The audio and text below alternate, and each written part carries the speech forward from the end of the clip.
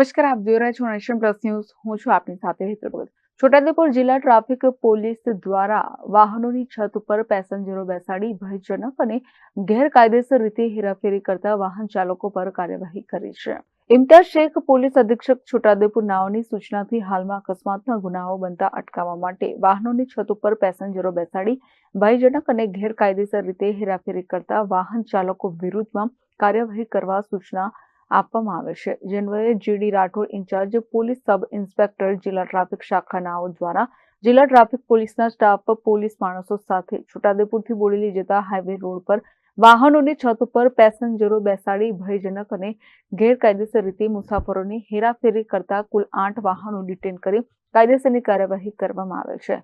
તેમજ અન્ય ટ્રાફિકના નિયમોનો ભંગ કરતા વાહન ચાલકો વિરુદ્ધમાં કાયદેસરની કાર્યવાહી કરી રોકડા રૂપિયા 6,000 દંડ વસૂલ કરવામાં આવે છે. Rehan Patel, Nation Plus News, Chhota Udepur. સમાચારોના સતત અપડેટ મેળવવા માટે અમારી નેશન પ્લસ ન્યૂઝની યુટ્યુબ ચેનલને સબસ્ક્રાઇબ કરો, બેલ આઇકન દબાવો અને જોડાયેલા રહો ફેસબુક, ઇન્સ્ટાગ્રામ અને ટ્વિટર પર.